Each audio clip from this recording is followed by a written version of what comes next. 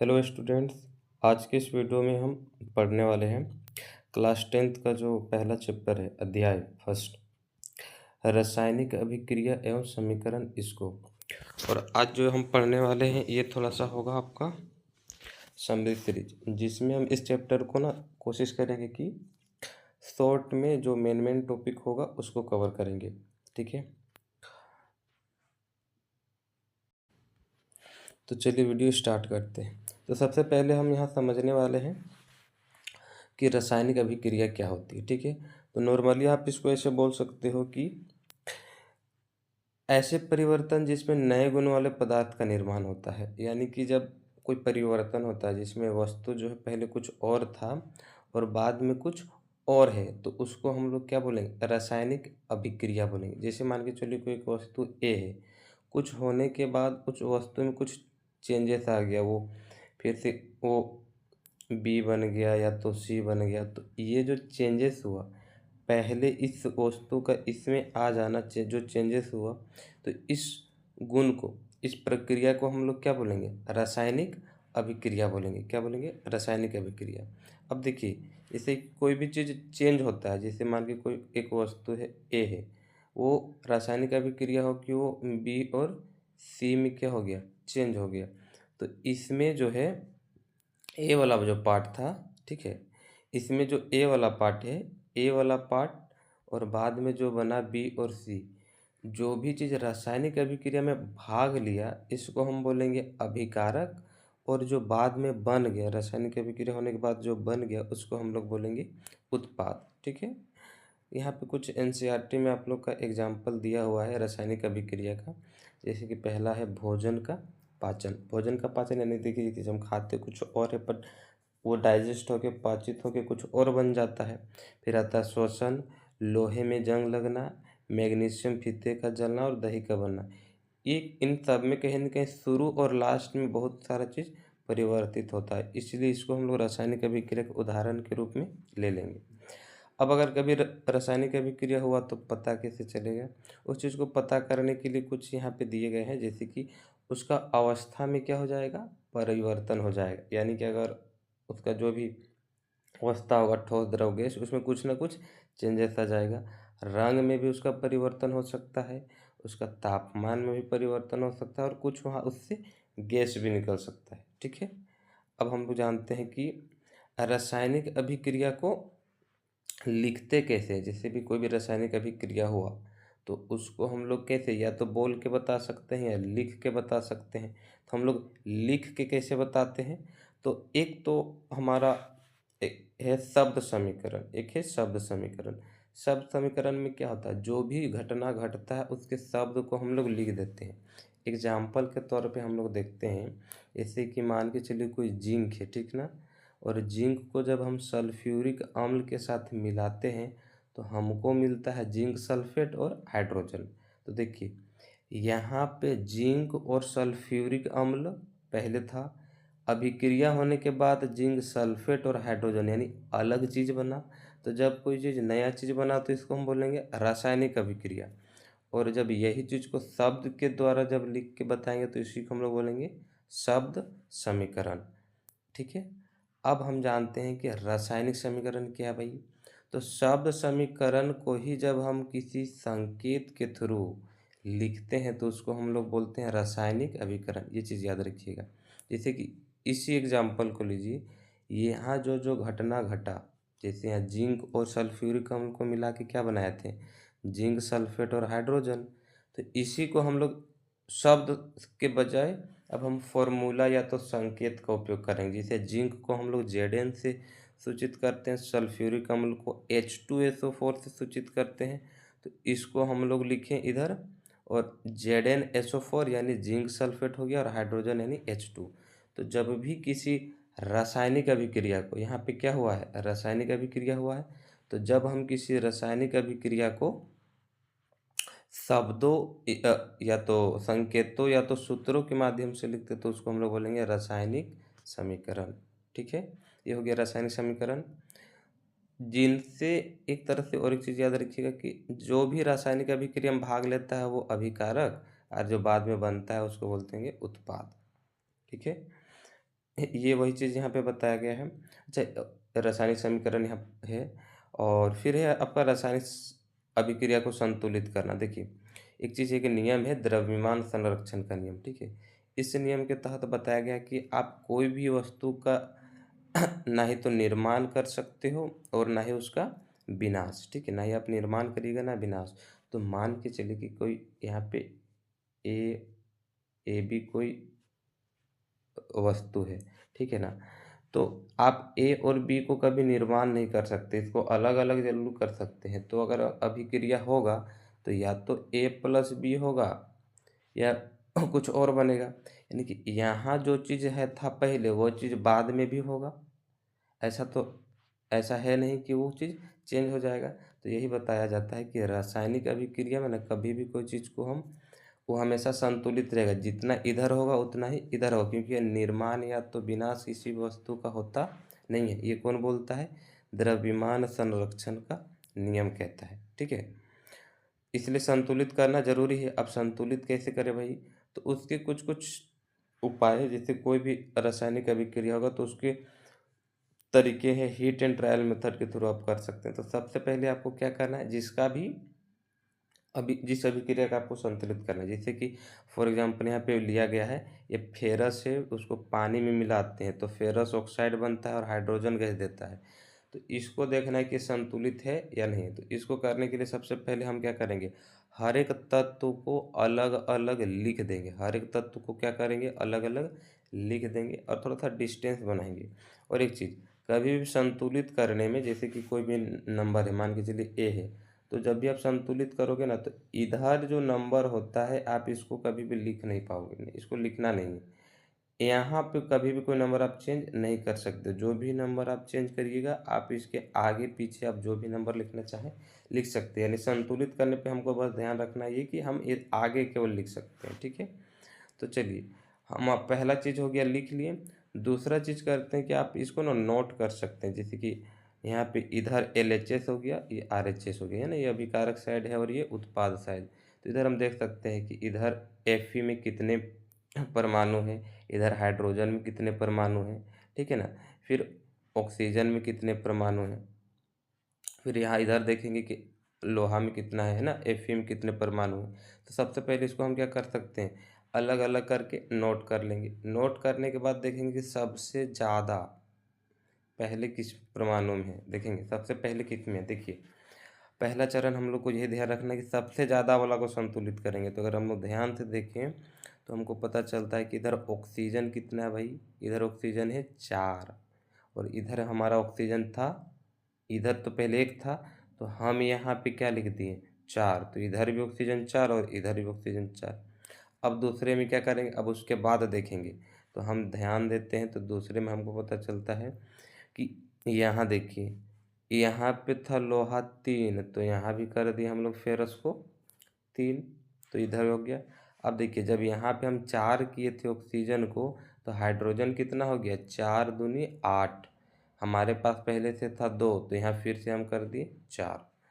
अब अगर दोनों को ध्यान से देखें तो इधर है 3 लोहा, अब देखिए इधर भी 3 लोहा, यहाँ पे है 4 दूनी 8 हाइड्रोजन, तो इधर भी 8 हाइड्रोजन, यहाँ पे 4 ऑक्सीजन, यहाँ भी 4 ऑक्सीजन। अब यानी दोनों साइड क्या है, इधर जितना है अभिकारक उतना है उत्पाद, यानी अब ये क्या हो गया है, अब ये हो गया है संतुलित, ठीक है? तो ये बहुत ही आसान तरीका है। सबसे पहले पहला तरीका क्या है भाई, तो पहले आपको क्या करना है, उस तत्व को लिख लेना है, जो जो भी चीज़ रहेगा एकदम थोड़ा सा डिस्टेंस बना के, प्लस व्लस का साइन यहाँ सामने नहीं दीजिएगा क्योंकि यहाँ पे आगे थोड़ा नंबर लिखना होता है, ठीक है? तो थोड़ा सा डिस्टेंस बना के सबसे पहले तत्व को आप लिख लोगे। उसके बाद देखोगे कि सबसे ज़्यादा किस में है, जिसमें ज़्यादा है पहले उसको संतुलित करो, तो धीरे-धीरे करके उस सब में अप्लाई करना, उसके बाद कौन में है, तो धीरे-धीरे करके हो जाएगा, ठीक है ना? और एक चीज़ ध्यान रखिएगा कि आप कोई भी नंबर है तो उसका जो है इधर कोई भी चीज़ यहाँ पे नहीं लिख सकते हैं, जो भी नंबर लिखना है आपको आगे पीछे ही लिख सकते हैं, ठीक है? तो ये हो गया आपको संतुलित करने का तरीका, ठीक है? अब हम जानेंगे रासायनिक अभिक्रिया के प्रकार, ठीक है?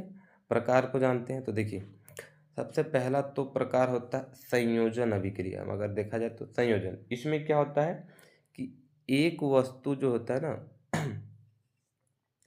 देखिए इसमें क्या होता है कि दो या दो चीज़ मिल के कोई एक ही चीज़ बनाता है। संयोजन में क्या होता है, कोई दो चीज़ मिलेगा, दो चीज़ मिलेगा और हमें बाद में उत्पाद कितना मिलेगा, एक मिलता है। जैसे कि आप यहाँ एग्जाम्पल में देख सकते हैं, कोयले का दहन वाला, कार्बन और ऑक्सीजन दो चीज़ मिल गया और बनाया क्या, केवल एक चीज़, कार्बन डाइऑक्साइड। दूसरा है जल, देखिए हाइड्रोजन और ऑक्सीजन मिलता है, बनाता है क्या है, जल। उसी प्रकार बुझा हुआ चूना, कैल्शियम ऑक्साइड और जल मिलके क्या बनाता है, बिना बुझा हुआ चूना मिल जल के साथ मिलके क्या बनाता है, बुझा हुआ चूना, यानी कैल्शियम हाइड्रोक्साइड। तो जब कोई भी चीज़, एक से ज़्यादा चीज़ मिलके एक का निर्माण करेंगे तो उस टाइप की अभिक्रिया को हम लोग क्या बोलते हैं, उसको हम लोग बोलेंगे संयोजन। और इसी का उल्टा क्या होता है भाई, अगर उल्टा कर दे तो ठीक है ना, अगर इसी का हम उल्टा कर दें, जैसे कि कोई एक चीज़ है और एक ही चीज़ को तोड़ के हम एक से ज़्यादा बना दिए, तो उसको हम लोग बोलेंगे वियोजन। जब बहुत सारा चीज़ मिल के एक बनाएगा तो संयोजन, और जब एक ही चीज़ को तोड़ तोड़ के बहुत सारा बनाएंगे तो उसको हम लोग बोलेंगे वियोजन। वियोजन के एग्जाम्पल हम देखते हैं भाई, देखिए एक तो ये फेरस सल्फेट है और एक बहुत बढ़िया सा एग्जाम्पल है कैल्शियम कार्बोनेट का, ठीक है ना, चूना पत्थर का।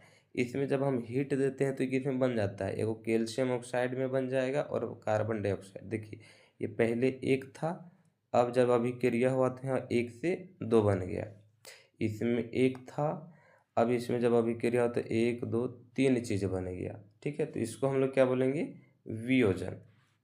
अब ये विद्युत वियोजन वगैरह है, तो इसका जो फोटो वगैरह है ना, इसको थोड़ा सा आप देख लीजिएगा, नाम वगैरह इसका आ जाता है, ठीक है ना। जैसे कभी कभी क्या होता है ना कि एग्जाम वगैरह में फोटो वाला आ गया, तो जैसे ये यहाँ पे क्या होता है, ये एनोड है, ठीक है, तो यहाँ पे फिल इन द ब्लैंक दे देगा, बताइए इसका नाम क्या है, कैथोड है, तो इसका फोटो इम्पोर्टेंट है, तो इसको थोड़ा सा एक बार देख लीजिएगा, ठीक है। ऊष्माक्षेपी ऊष्माशोषी वाला भी थोड़ा कुछ कुछ है, तो उतना ज़रूरी नहीं है। आता है फिर हमारा थर्ड अभिक्रिया है, वो क्या है, विस्थापन। देखिए विस्थापन का मतलब क्या होता है, एक जगह से दूसरे जगह चल जाना या उसको विस्थापित कर देना, भेज जाना।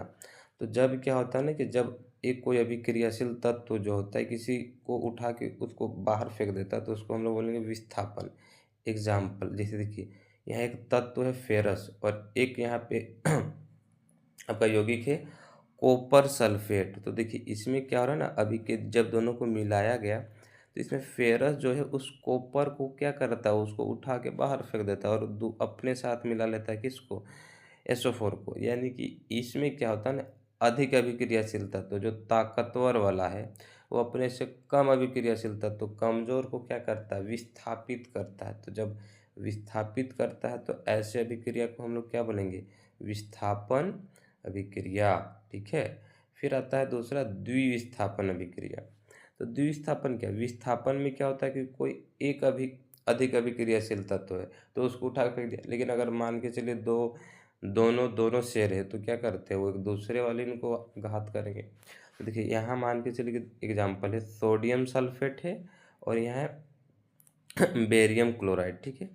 अब ये दोनों ताकतवर होते हैं, तो ये क्या करते हैं, एक दूसरे वाले इनको विस्थापित कर देंगे, या तो अपने आयन का आदान प्रदान कर लेंगे, ठीक है ना। जैसे सोडियम किसके साथ मिल जाएगा, सोडियम क्लोरीन के साथ मिल जाएगा, और ये जो सल्फेट है वो बेरियम के साथ मिल जाएगा, ठीक है। तो देखिए आप देख सकते हैं यहाँ पे सोडियम सल्फेट जो है वो क्या बन जाता है, वो दोनों इससे अभिक्रिया करके यहाँ बेरियम सल्फेट बनाएगा और एक सोडियम क्लोराइड, ठीक है। तो देखिए जब दोनों एक दूसरे को विस्थापित करेंगे तो दोनों एक दूसरे को विस्थापित कर ले, इसलिए इसका नाम क्या हो गया, द्विविस्थापन अभिक्रिया, ठीक है।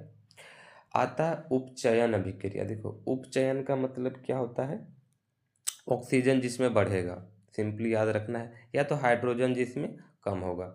उपचयन वैसी अभिक्रिया जिसमें ऑक्सीजन क्या होता है, बढ़ता है। जैसे कार्बन है, कार्बन में क्या मिल गया, ऑक्सीजन, तो ये इसको क्या बोलेंगे, उपचयन।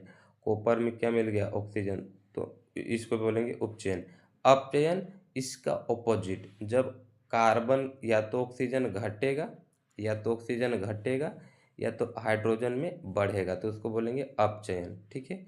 अब उपचयन और अपचयन, देखिए यहाँ पे ना एक बहुत ही, ये समझ में आ गया, उपचयन का मतलब ऑक्सीजन क्या होगा भाई, ऑक्सीजन क्या होगा, उपचयन का मतलब होता है ऑक्सीजन बढ़ेगा और अपचयन मतलब ऑक्सीजन घटेगा। देखिए अब हम लोग जानते हैं और एक चीज, यहाँ पे एक एग्जाम्पल दिया हुआ है, कॉपर और हाइड्रोजन, कॉपर ऑक्साइड, फिर बाद में कॉपर और हाइड्रो H2O। देखिए पहले यहाँ पे क्या था, ऑक्सीजन था, अब यहाँ ऑक्सीजन नहीं है तो यहाँ पे क्या हो गया, अपचयन हो गया। अब देखिए यहाँ हाइड्रोजन के पास पहले ऑक्सीजन था नहीं, लेकिन अब ऑक्सीजन है, यानी इसका क्या हो गया, उपचयन हो गया। ऑक्सीजन का घटना अपचयन और ऑक्सीजन का बढ़ना उपचयन। अब इस अभिक्रिया में अगर देखा जाए, है ना, इस अभिक्रिया में अगर आप देखो तो दोनों एक ही साथ साथ हो रहा है, उपचयन भी हो रहा है, अपचयन। तो जब वो वैसी अभिक्रिया जिसमें दोनों साथ साथ हो तो उसको हम लोग जानते हैं रेडॉक्स अभिक्रिया के नाम से, और ये बहुत ही इम्पोर्टेंट है, इसको थोड़ा सा याद कर लीजिएगा, है ना। यानी वैसा अभिक्रिया जिसमें दोनों अभिक्रिया उपचयन और अपचयन साथ साथ हो उसको हम लोग बोलेंगे रेडॉक्स अभिक्रिया। ठीक है। अब आगे देखते हैं थोड़ा सा है उपचयन का प्रभाव, यानी उपचयन का मतलब ऑक्सीजन के बढ़ने के कारण क्या क्या होता है थोड़ा देख लेंगे। तो सबसे पहला चीज़ है संक्षारण होता है। संक्षारण मतलब कोई भी चीज़ संक्षारित हो जाती है ना, देख रहे हो ना। कोई भी धातु है या आर्द्रता यानी नमी के अम्ल के संपर्क में आते तो ऊपरी परत क्या हो जाता है, कमजोर हो जाता है। कोई भी वस्तु जो है धातु अगर नमी के कारण या अम्ल के कारण वायु के संपर्क में आता है तो धातु का ऊपरी परत क्या हो जाता है, कमजोर, जिसे वो क्या हो जाता है, संक्षारित हो जाती है। और इसी प्रक्रिया को हम लोग क्या बोलते हैं, संक्षारण कहते हैं, है ना। जैसे इसके कारण क्या क्या होता है, वस्तु में क्या लग जाता है भाई, जंग लग जाता है, या तो चांदी वांदी में काला काला हो जाता है। ठीक है। इसके बचने के लिए हम लोग उसमें क्या लगाते हैं, उसको बचने के लिए हम लोग ना विद्युत लेपन कर देते हैं, पेंट वेंट कर देते हैं, ताकि वस्तु क्या ना हो, संक्षारित ना हो। तो संक्षारण का एक कारण जंग लगना, ये सब किसका कारण है, संक्षारण का काम है। और ये कैसे होता है, उपचयन अभिक्रिया से, यानी ऑक्सीजन के कारण होता है। ऑक्सीजन सब में क्या हो जाता है, बढ़ जाता है, जिसके कारण वस्तु क्या हो जाती है, संक्षारित खराब हो जाती है। और एक चीज़ है विकृत गंधिता भी होता है। अब खाने पीने वाले चीज़ों में तो संक्षारण होगा नहीं, इसमें होता है विकृत गंधिता है। यानी इसमें क्या होता है ना, जैसे ही ऑक्सीजन के संपर्क में यानी हवा के संपर्क में आते हैं तो खाने वाले जो चीज़ है ना उसका स्वाद किसमें गंध में परिवर्तित हो जाता है, यानी कि वो उससे स्मेल आने लगता है। इसको हम लोग बोलते हैं विकृत गंधिता। इसको रोकने के कुछ उपाय हैं। तो सबसे पहला उपाय, प्रतिऑक्सीकारक का उपयोग करें, यानी ऐसे चीज़ों का उपयोग करें जिससे ऑक्सीजन का आना जाना बंद हो, इसलिए हम लोग उसको कभी कभी ढक के रख देते हैं। वायुरोधी बर्तन में खाद्य सामग्री रखें, यानी ऐसा बर्तन जिसमें हवा जाए नहीं, यानी ऑक्सीजन जाएगा नहीं तो विकृत गंधिता होगा नहीं, तो कैसे खराब होगा। वायु के साथ नाइट्रोजन गैस द्वारा, देखो आप लोग कुरकुरे उरकुरे खाते हो, वो पता होगा कि उस कुरकुरे में क्या होता है, नाइट्रोजन गैस होता है। क्यों नाइट्रोजन गैस होता है, क्योंकि वो रिएक्शन करता नहीं है, है ना। शीतलन द्वारा फ्रीज वगैरह में भी अगर आप रख दोगे तो खाना बच जाता है। ठीक है। तो इस प्रकार हमारा यहाँ पे पूरा टॉपिक क्या हो गया, ख़त्म हो गया। देखिए तो लगभग हमारे पास है लगभग यही 20 मिनट में जो भी हुआ, जो मेन मेन चीज़ें थे वो चीज़ हम बता दिए हैं। और कोशिश करेंगे कि क्लास 10th का जितना भी साइंस का खास करके जो भी चैप्टर है उसका एक वन शॉट वीडियो बनाएंगे। और फिर हमारा इसका इम्पोर्टेंट टॉप 20 क्वेश्चन भी आता है। तो अगर आपको समझ में आया तो चैनल को सब्सक्राइब करिएगा और हमारे साथ जुड़े रहिए। हम बोर्ड के एग्ज़ाम का तैयारी करवाते हैं, तो जो भी इम्पोर्टेंट चीज़ों का क्वेश्चन होगा, जो भी चीज़ होगा, हम करवाते रहेंगे। ठीक है। तो चलिए मिलते हैं फिर अगले वीडियो में, तब तक के लिए।